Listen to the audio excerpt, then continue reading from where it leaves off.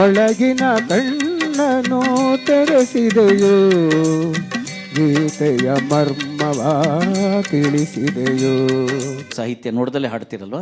ಎಷ್ಟು ಹಾಡು ಗೊತ್ತಿದೆ ಸರ್ ತಮಗೆ? 1000ವರೆಗೂ ಹೆಚ್ಚು ಕಮ್ಮಿ ಹಾಡ್ತೀನಿ. ಶಬಾಷ್.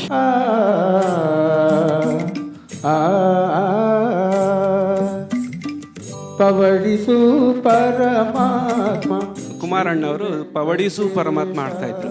ನಮ್ದು ಏನೋ ಇರೋ ಕೆಲಸ ಎಲ್ಲ ಮರ್ತ್ಬಿಟ್ಟು ನಾವು ಅಲ್ಲೇ ಕ್ಯಾಮ್ರಾ ಹಿಡ್ಕೊಂಡು ನಿಂತ್ಕೊಂಡ್ಬಿಟ್ವಿ. ನಾವು ಅಂಬರದ ನೆರಳಿನಲ್ಲಿ ಕೊಳ್ಳಿರಿ ಮಗುವನ್ನು, ಎಮ್ಮ ಮನೆ ಬೆಳಕನ್ನು ನೋಡಿ ನಲಿಗಿರಿಲ್ಲಿ.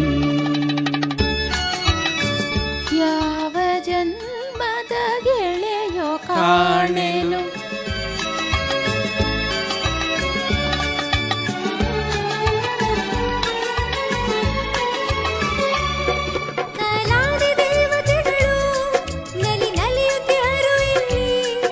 ಕನ್ನಡ ಎನ್ನುವುದು ಜೀವನದಿ, ಗಿರಿವನ ಸಂಪದ ಎರಡು ಬದಿ. ಪಂಪ ಮಹಾಚಲ ಜೋಡಿ ಶಿಖರಗಳು, ರನ್ನನ ಉನ್ನತ ಧವಳಗಿರಿ. ಶಿವಶರಣರ ವಿಸ್ತಾರದ ಬಯಲು, ಧುಮ್ಮಿಕ್ಕುವ ಹರಿಹರನ ಝರಿ. ಕೃಷ್ಣದೇವರಾಯನಾಳಿದಂಥ ವೈಭವದ ನಾಡು ನಮ್ಮದು.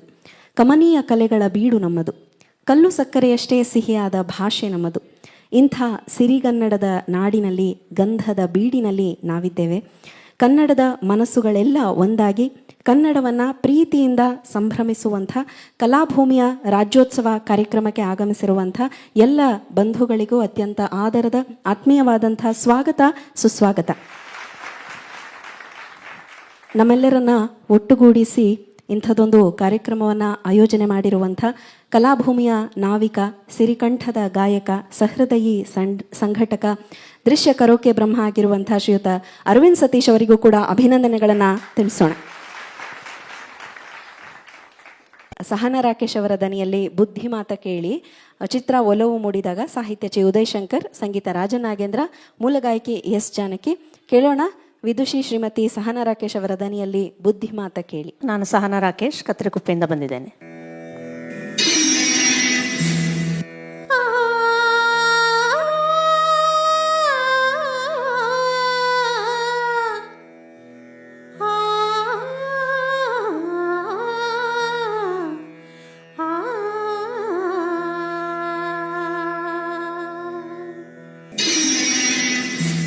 ಬುದ್ಧಿ ಮಾತ ಕೇಳಿ ಓ ಮುದ್ದು ಮಕ್ಕಳೇ, ಜಾಣರ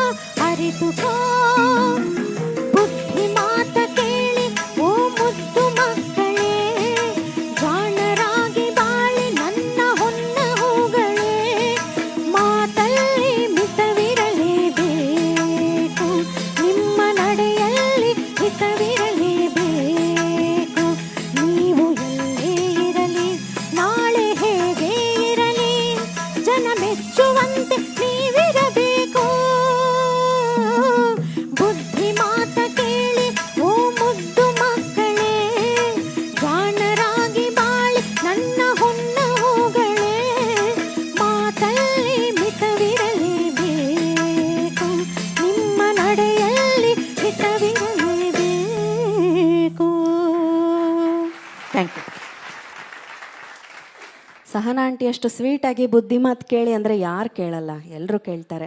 ಮತ್ತೊಮ್ಮೆ ಸಹನಾ ರಾಕೇಶ್ ಅವರಿಗೆ ಪ್ರೀತಿಯ ಧನ್ಯವಾದಗಳು.